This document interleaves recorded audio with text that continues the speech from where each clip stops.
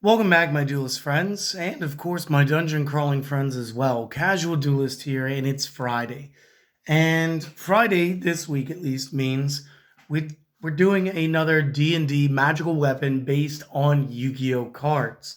So this week, as you guys already know from the title, we are going to be dealing with the Axe of Despair. Now, what makes this card cool is, and if you give me 1 second, I'll go grab one, is that it has had itself an altered art. You see, the original art that you would have found with any of the early Japanese cards, and then of course with the lost art, because that's what I have here, you'll see that the Axe of Despair actually has sort of like a head thing going on.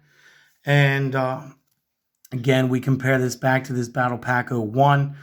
And yeah, so it was kind of easy for them to just sort of retexture over it. You could still sort of see it's almost like a bad cover-up tattoo where you could still see what was down below it. Or maybe that's just me inferring into it because I know where the face should be. Either way, very cool looking thing. One thing I was upset about with these for the longest time was you had to know that these were considered to be an Arc Fiend, whereas this one here being a newest art and everything does state that, of course, it is an Arc Fiend card. And one more card that's like that was earlier this week, and that was our Beast of Tulwar, and you'll see the reminder text there towards the bottom of the flavor box. This card's always treated as an Arc Fiend, and I believe it's because they were all really released before Arc Fiends were a recognized archetype. And so they are some support. Now, how do we get to use this in D&D? Well, first off, obviously it's going to be a magical weapon. Obviously it's going to have some big buff to it because, this thing does give 1,000-point bonus. But additionally, this can be put back on the top of your deck at the cost of one of your own monsters. So, between that, the Shrunken Head, and Celestial Duelist's insistence, we're making it a cursed magical weapon. Now, not only could it be an Axe of Despair, but we're going to consider it like we did, let me get the stack cards, like when we did our Lucky Iron Axe. We did Lucky Iron as a weapon of the DM's choice, and that was like a whole thing. We went with more luck-based, gave it some stuff. Instead, what we are going to do is we are going to say that, again, this could be a weapon of the DM's choice.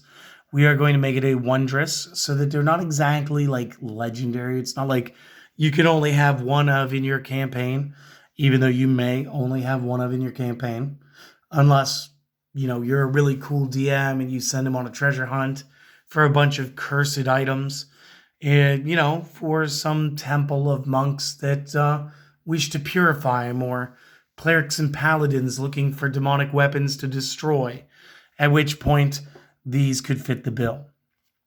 So we put here, it is cursed and does not require attunement, so that's different. A lot of our magical weapons earlier, we wanted you to have to attune to them, but we are going to add a delicate +4 damage to the appropriate type. And again, this is based on the weapon, so again, if you make it into a bow and arrow, that should be a piercing damage.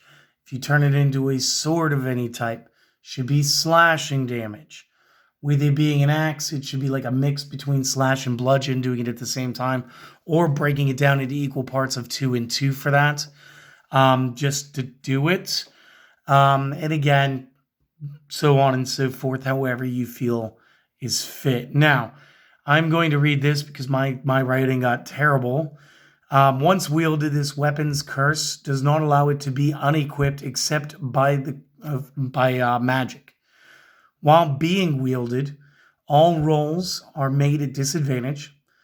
And the user takes 1d4 of damage when successful attacks are made. So, for those of you that are, of course, more Yu-Gi-Oh! And not the D&D, advantage and disadvantage have to deal with this die right here, the fabled D20. And all it means is to roll a disadvantage, we would roll it twice. So we would see that I got a 6 and a 13. So at advantage, I would get the larger of the two, and I would get to have that 13. At disadvantage, I must take the lower of the two rolls, and I will take the 6 as my roll. And then as far as the D4 of damage, I do believe I have dropped my D4 right now. So like, I don't know, we could just roll this and divide in half. So get a 6, we'll make that a 3.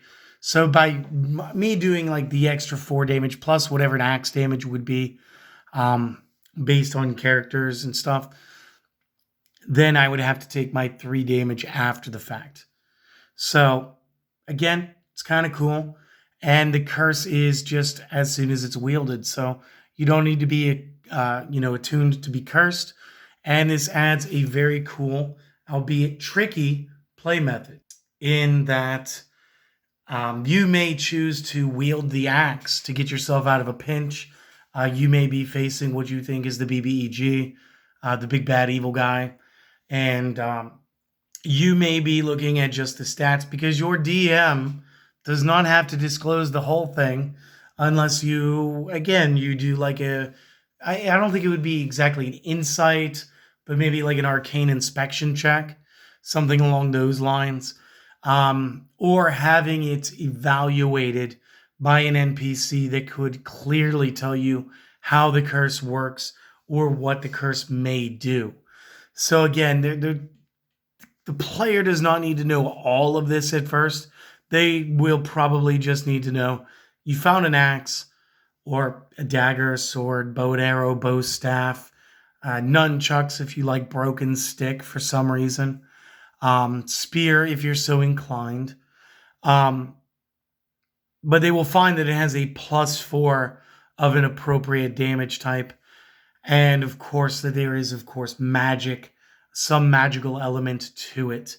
Now, we did give it a value because, again, all things can and should be either traded, sold, or possibly you find an unscrupulous merchant about the roadside.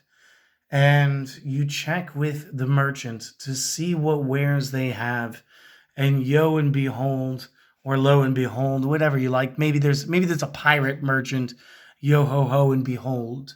They have this weapon amongst the stash. And of course, they are not going to tell you that there's any drawbacks because, of course, they want to sell it. In fact, they may not sell it for the full 2,000 that we valued it at, but that's just for our own homebrew playthrough. So, that said, if you guys dare to try to read my writing, go ahead and screenshot. I'll tell you what, though, I'm going to put this down in the text box with everything else I do down there in the description. This way everybody can read it. And this way you guys can make your notes. We're also going to go ahead and add the Axe of Despair to our D&D deck of cards now. And allow it to join the rank and file, as it were. And hopefully you guys all enjoyed this. Hopefully this was a great way to basically get us into the weekend. If you have enjoyed this and you'd like to support this channel, a couple quick and easy things you guys could do. You guys could like and comment. Of course, subscribe if this is something that you're into, or maybe just Yu-Gi-Oh! In general is your favorite game. And throw up some notification bells if you guys are having problems always seeing the newest release. Because again, I'm getting some comments on some stuff that's been out for 2 years now. And I'm not sure. Maybe it's just now being recommended to certain players based on their watch habits. I'm not 100% sure on how that works yet. I'm still trying to learn it. It seems like every time I get it semi-figured out, they change it. But hopefully you guys enjoyed it. Even if you guys don't subscribe or like or comment or any of that, do me one favor. Go out, do something for yourself tonight. Make 5 to 10 minutes at the minimum for you. And just decompress, relax. It's going to be good. I want you to do something that you enjoy. I want you guys to have a great day and hopefully an even better weekend. So hopefully we'll go ahead and we'll get some more content up here soon. You guys have a good one. See you later, my friends.